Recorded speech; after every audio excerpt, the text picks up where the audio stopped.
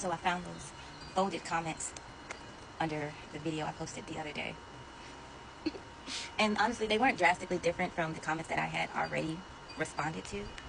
But I'd be lying if I said after reading them, it didn't make me want to defend my healing journey in an argumentative way. Like, I read them, and I went back and reread the other comments, and the thought came to me, bugs. There was a spider on my foot. I didn't kill it. But it made me question if people were being intentionally obtuse or if they were just organically stupid. And then I had to check myself, because with a certain level of self-awareness, it requires you to not only see yourself but to see others. And I recognize, oh, this isn't about stupidity. It's not even about maliciousness. It's about the narrowness of framework. Even outside of those folded comments, I was saying, you need to heal. This is self-sabotage. You're not healing, you're adapting. Take off the mask, date yourself. That one's funny. My granddad bringing me candy. But I was saying, there's a lot of people with a pinhole view of what healing looks like. Like, literally. That's how they see it. Through them. And for them, healing looks like the end result, not the actual process of getting to that end result. And then for some people, that process has to look a certain way in order for it to be considered healing. I realize these people, they're not commenting to engage with me. They're commenting to defend their viewpoint of what healing is. And before I go deeper, I'm going to explain, because we just met, how my mind works. Naturally, it works in representations, like in cognitive science. I process my life and my healing in models and analogies in order to explain complexities, especially when I'm trying to articulate it to another person. My mind works both like a microscope and a telescope. And when I posted that video, I made the mistake of assuming that it would land on the FYPs of like-minded individuals, not these ones. And if you haven't seen my video, I was just speaking on my boundary around initiation.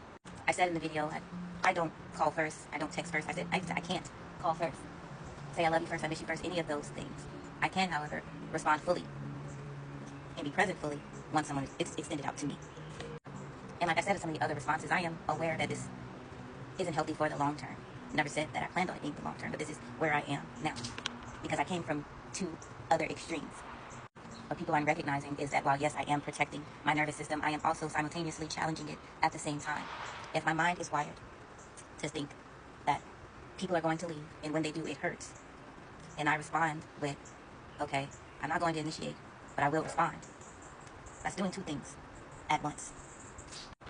Before, well, I say at first, I'd have the thought in my mind, my wiring, they're going to leave. The reaction was, okay, do any and everything necessary to make them stay. And then it went to the other extreme. They're going to leave. You know what? Right. We should shut everybody out. That way, nobody can leave because they were never in the first place. Like, I'm so smart. And I recognize the faults in those just as I can recognize this recalibration phase I'm in now, where I'm not initiating but only responding. And there's a common assumption that once you know the why, once you have the answers to those why questions, why do I act like this? Why is this happening? Why does this pattern exist? You're supposed to automatically have the solution. But that's not what happened over here. Knowing the why only made me realize that I need a map to the solution. And seeing how I am my reference, I don't have a blueprint to how to heal. I'm the first person in my bloodline to be intentionally and actively healing on purpose out loud and unapologetically. So excuse me if I'm not doing it right or neatly. I don't know anyone who has done something first and they did it neatly. Yes, jumping straight to initiation may be the most logical step. Yes, just reach out. But that's not how neurological rewiring works. That's like telling someone with a compound fracture, after they've already come to you and said, hey, y'all, look up at my arm. Your arm is broken, and you know arms are supposed to be straight. Why are you still wearing that cast? Even though we know the cast is necessary to heal. My boundary is doing double work. It's not only the cast. It's the adjustment after the cast is being taken off and having to reintegrate into life. I know I talk about my hands. Feel it. But I know it can also look like I've just repurposed an old pattern. But the reality of it is the undercurrent is different. It's no longer a trauma-based reaction. It's now a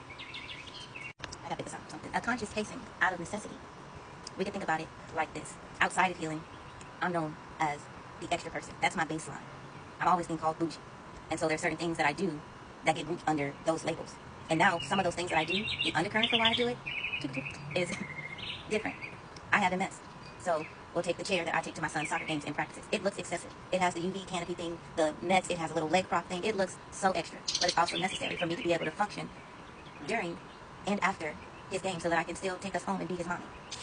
Everything I do now in both my emotional and my physical boundaries is a strategy to be able to fully engage without triggering a nervous system relapse, as well as sustaining the experience and not ruining it.